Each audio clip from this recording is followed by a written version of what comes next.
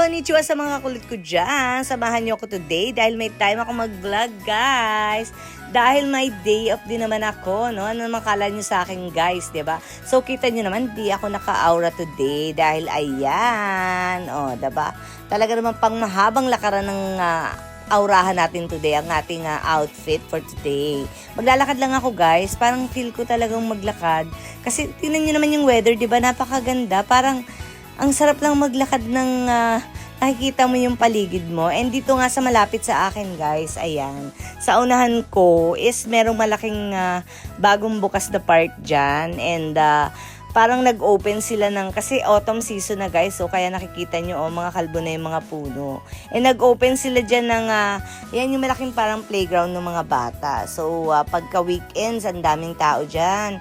Lalo't hindi ko napupuntahan yan, may coffee shop sa gitna. Parang gusto, siguro minsan pupunta ako, pero sa ngayon na napakaginaw, no way, guys. Ayan, nasampo nila, nilalakad nila yung mga aso nila.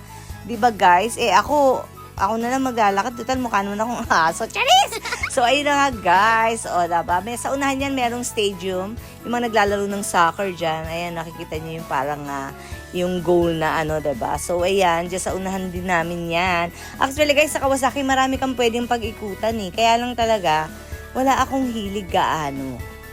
And mostly talaga, trabaho-bahay lang ako.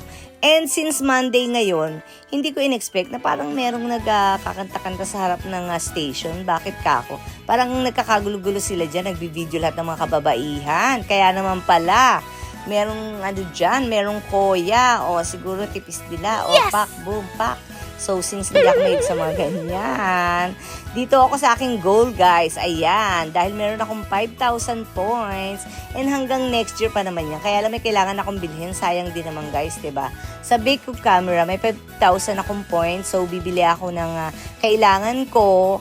And dito yan, makikita sa station mismo. Ito ang siguro pinakamalaking mall dito, malapit sa amin. Dito sa Kawasaki. And ayan, kung nakikita nyo naman yung Symphony Hall na yan. Yung mga nagko-concert dyan, orchestra and Kinemerlu. And hindi ko alam dahil di pa ako nakakapunta dyan sa Musa. So, ayun na nga, guys. Maraming pwedeng ikutan dito. Meron pa dyan parang museum.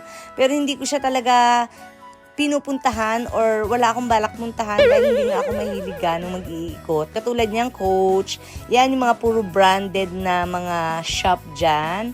Hindi ako mahilig dyan dahil wala naman akong pambili. Charis! So, syempre guys, ayan diba? Masarap mag-ikot kung may pera ka, diba? Kung wala ka naman pambili, ba't ka naman mag-ikot, diba? Mapapagod ka lang. Hindi talaga ako mahilig mag-window shopping, guys. So, kung ano lang yung sadya ko sa isang place is, dun lang ako didiretso. For example, katulad ng bibilhin ko ngayon, sa Big Camera nga, yung aking case ng aking yung aking Apple Watch is parang naggagasgas na. So, nabasag na yung niya, yung case niya. Dahil ginagamit ko siya sa work. Kasi kailangan may orasan. Kailangan yung kitang-kita and yung naka-digital ang need kong gamitin. Kaya, no choice ako. So, nandito na ako, guys, sa loob ng mall. Ayan yung Zara. Alam niyo, magsubusta ng mga Pilipina yan, nandito sa Kawasaki kasi madalas mag-sale dyan. Pero mahal pa din ng Zara kahit papano dahil ang prices nila is talagang American price pa rin siya. Pero madalas sila mag-sale, 'di ba? So dito ako sa 4th floor ng Big Camera, guys. From first hanggang 4th yan, guys. Ayan, makikita nyo maraming bibilihin dyan sa mga may kailangan dyan ng mga gadgets, yung parts ng mga TV, camera, and everything. Ayan, nandyan na lahat yan, guys. Yan, guys, dito sa Lazona, yung Big Camera, or Big Camera in English. So, in English pa talaga. So, Big Camera, guys, syempre yun yung pagkakabasa nila. So, pagkabili ko nung kailangan ko, ayan, nag-CR muna ako. And, ayan, yan na yung kailangan ko, guys. Yung jelly type lang ang binili ko. Mahal pa din pala siya, no? Kahit mga ganyan lang. Kainis.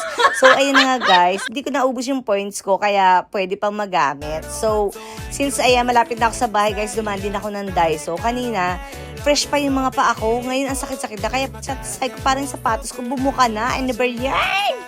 Pagod ako!